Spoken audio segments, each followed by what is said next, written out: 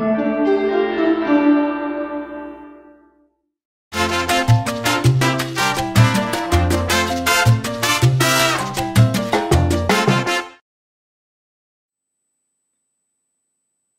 back to Reedy's Geometry. We were studying algebraic proofs, and this is section 1.5, where we get to do the whole proof ourselves.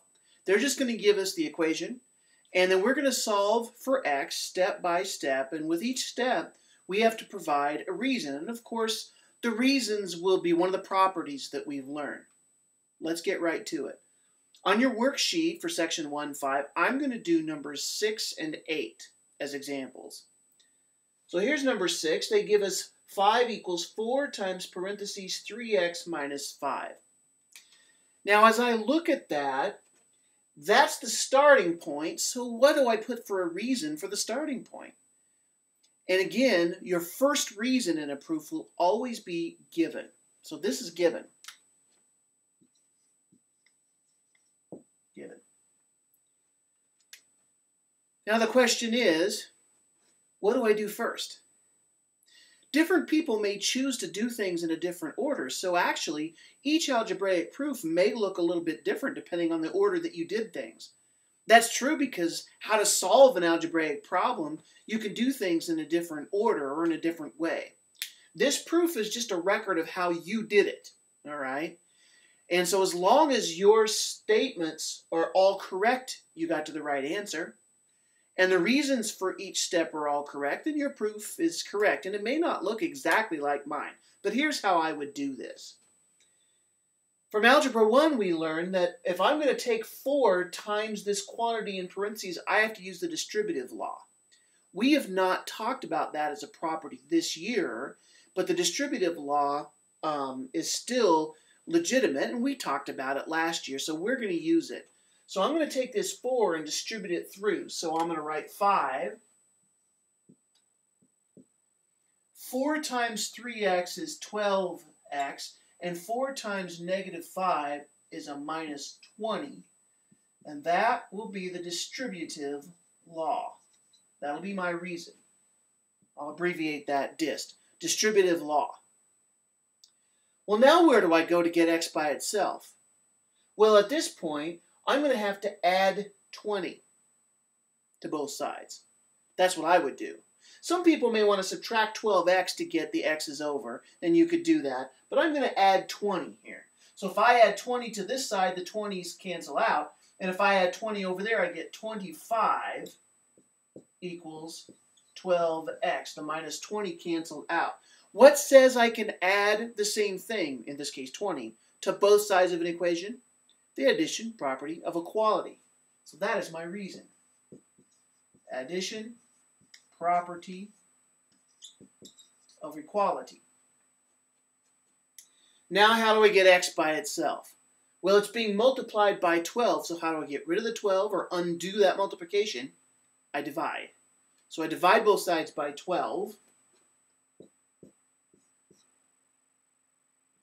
25 divided by 12 is just the fraction 25/12, and it does not reduce. What says I can divide both sides of the equation by the same thing? Well, the division property of equality. And now I have it solved for x. A lot of people like to have the x on the left side, so they'll just take these two and flip them around. Because it's true that if 25/12 equals x, then x equals 25/12. What says that's true? If one thing equals a second thing, then the second thing equals the first thing. That's symmetric property right there. So we're going to write symmetric.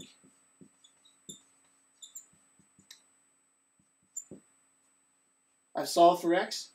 I'm done.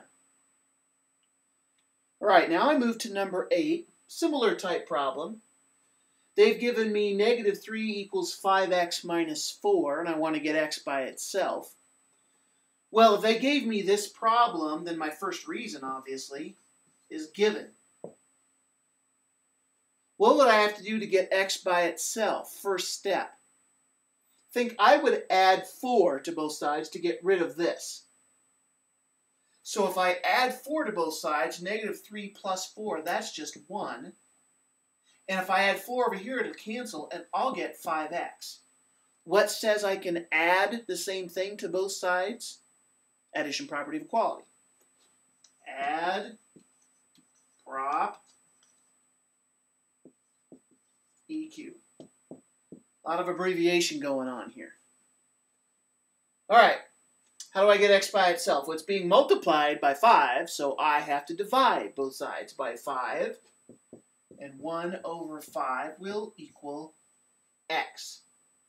What says I can divide both sides with the same thing? Division property of equality again.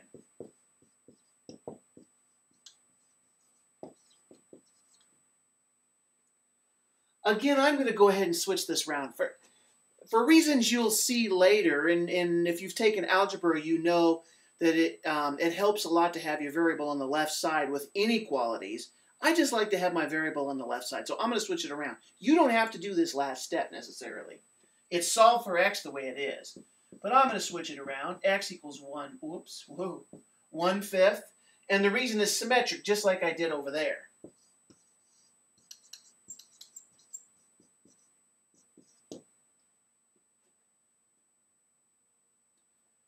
All right. Algebraic proofs.